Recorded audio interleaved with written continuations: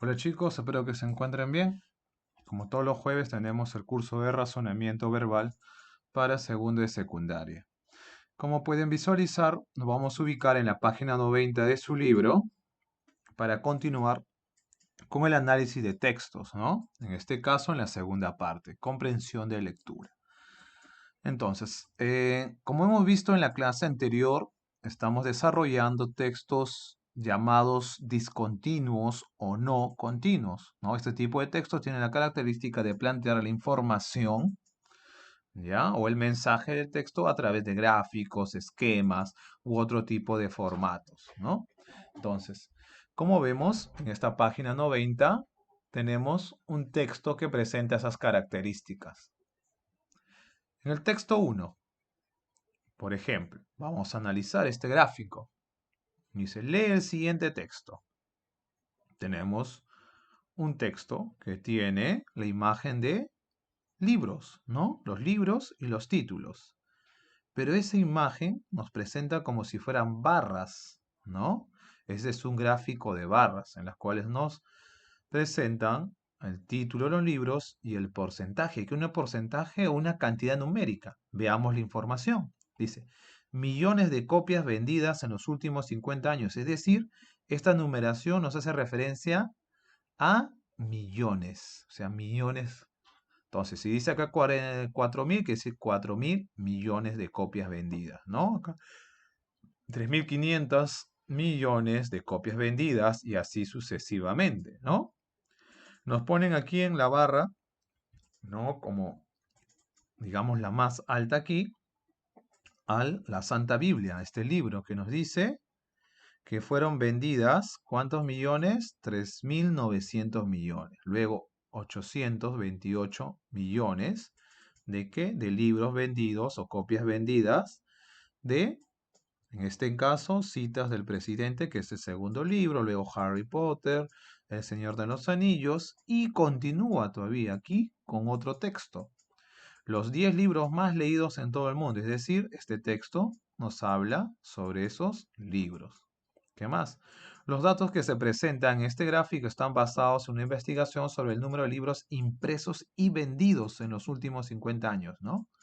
Existen otros libros que se han impreso, además de los 10 que aparecen en este gráfico. Sin embargo, una gran cantidad de estos libros impresos no han sido vendidos. Por eso podemos suponer que nadie los ha leído. Esto es un dato importante que nos va a servir para contestar una de las preguntas que nos vienen a plantear después, ¿no? Entonces recordemos, dice, sin embargo, una gran cantidad de estos libros impresos no han sido vendidos, por eso podemos suponer que nadie los ha leído.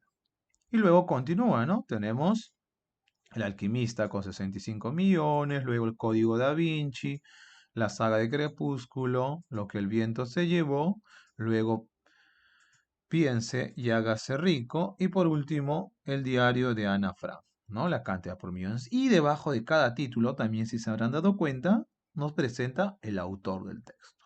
¿Ok? Entonces, vamos a responder las preguntas. ¿Por qué fue necesario tomar en cuenta también la cantidad de libros vendidos para hacer este gráfico? ¿No? Dice, ¿por qué han sido o han tomado como referencia ese dato, la cantidad de copias vendidas? Y eso lo vamos a encontrar en el texto, sí, ¿no? Dice, sin embargo, una gran cantidad de estos libros impresos no han sido vendidos. Entonces, ¿por qué han considerado esos datos? Porque muchos de ellos, a pesar de la cantidad de, digamos, publicaciones que han realizado en impresión, no han sido vendidas todas. Por eso que se considera ya la cantidad de libros vendidos para saber cuál es el libro que más se ha leído en los últimos 50 años, ¿no? Entonces, la respuesta sería la alternativa A, porque todos los ejemplares impresos no siempre se venden, ¿no?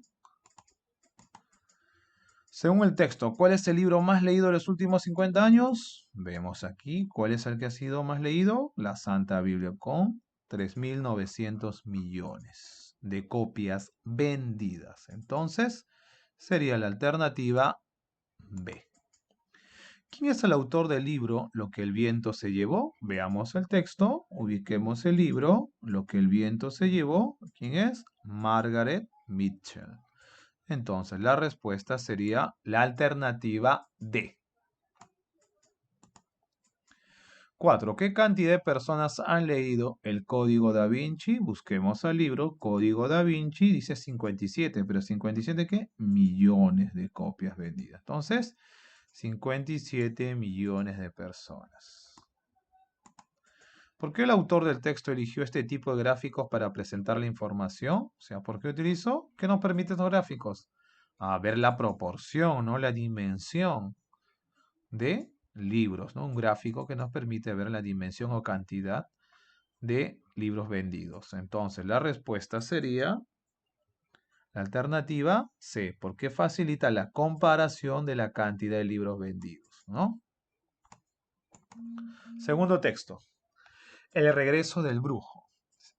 Me encontraba sin trabajo desde hacía meses y mis ahorros estaban próximos al agotamiento. Manuel Fonseca había puesto un anuncio pidiendo un secretario y yo le había escrito solicitando el puesto. Entre otras cosas, se necesitaba conocer el árabe y por fortuna yo conocí esa lengua. Creo que se quedará usted, señor Valencia, dijo tras algunas preguntas, pero necesito que esté disponible en cualquier momento, así que deberá vivir conmigo. Véngase esta misma tarde, Jaime. Volví a mi alojamiento, recogí mis cosas y una hora después estaba en casa de mi patrón. Estoy investigando acerca de la hechicería. Es un campo realmente fascinante.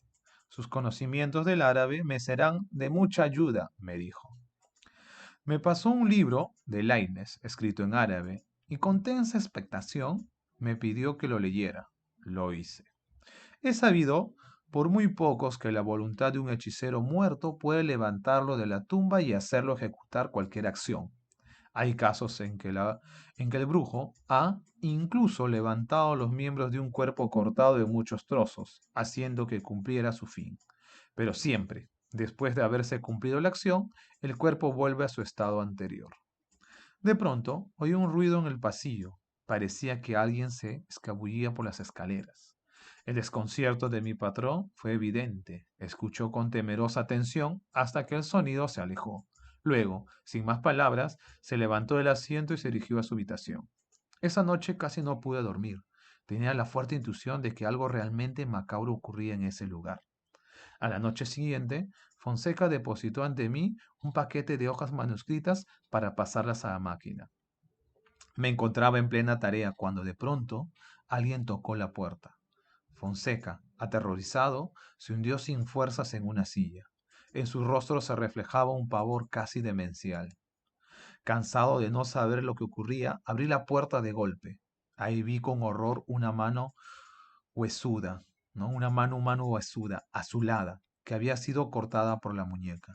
El infame miembro se movió para que no lo pisara, y al seguirla con la mirada vi que había otras cosas más allá, un pie humano y un antebrazo. No me atreví a mirar lo demás. Todo se alejaba horriblemente en macabra procesión. En nombre de Dios, ¿qué significa esto? Grité. El rostro de Fonseca parecía consumido por el horror. Entonces comenzó a contarme entre tartamudeos su increíble confesión. Es más fuerte que yo, incluso muerto. Yo creía que no podría regresar después de haberlo enterrado en trozos en docenas de sitios diferentes. Él había alcanzado un conocimiento y un poder superiores a los míos. Por eso lo odiaba. Odiaba a Gabriel, hasta que llegó un momento en que no pude soportar más y lo maté. Maté a mi hermano gemelo, pero él ha regresado noche tras noche con la intención de matarme como yo lo maté. Corrí horrorizado a mi habitación y empecé a hacer la maleta. Ahora entendí por qué el hombre no quería vivir solo. De pronto oí un ruido de pasos lentos que subían las escaleras. Se meló la sangre. Siguió un sonido espantoso de madera destrozada, y más fuerte aún, el grito de un hombre en el más extremo grado de terror. Segundos después, el grito se apagó en un repentino silencio. No fue mi propia decisión, sino otra voluntad más fuerte, la que me impulsó a ir a la habitación de Fonseca. Ahí vi la silueta de una sombra monstruosa inmóvil, con una sierra en la mano, como si, como si examinase su trabajo terminado. Luego súbitamente vi cómo la sombra se fragmentó en múltiples sombras diferentes. Yo sabía con certeza lo que encontraría dentro de la habitación. El doble montón de trozos humanos, unos frescos y sanguinolentos, otros ya azules y manchados de tierra. Abandoné rápidamente ese lugar y eché a correr por la casa hasta salir a la oscuridad de la noche. ¿Ok? Entonces, ya hemos leído el texto y vamos a responder las preguntas. Recuerden que siempre es bueno corroborar la respuesta en el mismo texto si no está seguro. ¿Ok? Entonces, de acuerdo con el narrador, ¿qué relación hay entre Fonseca y el cadáver? ¿No? Nos dicen que ambos eran hechiceros, ¿no? Eran hermanos, ¿no? Y hermanos gemelos. Y una sección del texto dice, maté a mi hermano gemelo, ¿no? Lo odiaba. Entonces, acá está justamente, acá lo estoy señalando en el texto, maté a mi hermano gemelo. Es decir, son hermanos gemelos. La alternativa A. En la 7, según el cuento, ¿cuál sería una característica de Fonseca? Según la historia nos dice que él mató a su hermano gemelo. ¿Por qué? Porque había llegado a un nivel superior, nos dice, de hechicería. Entonces, por eso lo maté, menciona en el texto. A ver, vamos a ubicarlo. Dice, él había alcanzado un conocimiento y un poder superior a los míos. Por eso lo odiaba. Es decir, él lo mató por envidia. Entonces, la 7, la respuesta es la B. Era envidioso. La 8. ¿Cómo se llama la persona que narra este cuento? Al inicio del texto, no menciona. Dice, mis ahorros estaban... Vamos a ubicarlo.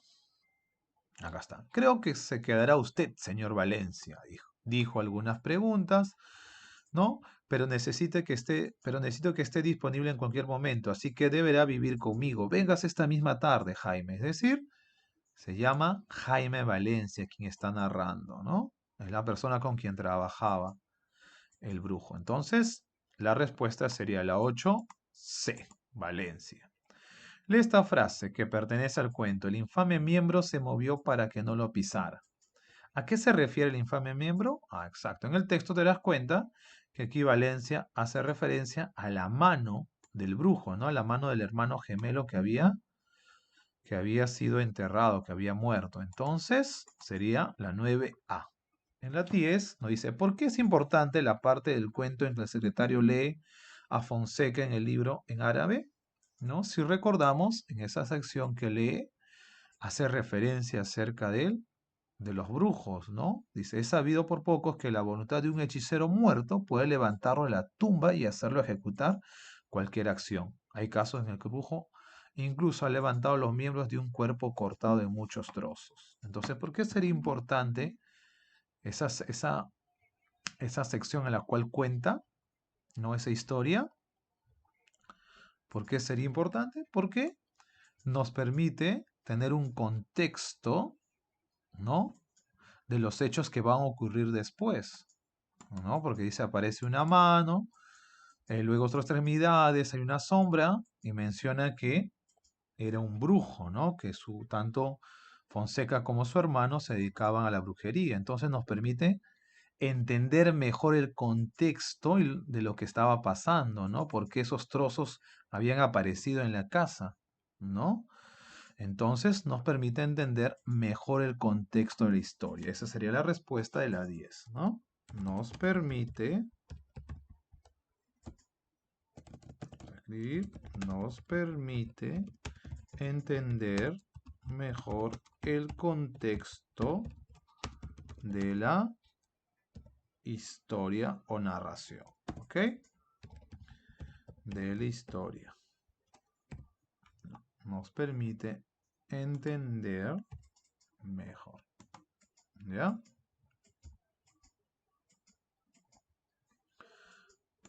Listo. Entonces, como tarea para ustedes, resuelvan el texto 3, ¿ya? Y el texto 4. Texto 3 y texto 4. Que vendría a ser las páginas 94 hasta la página 96, ¿ya? Pero recuerden, texto 3 y texto 4.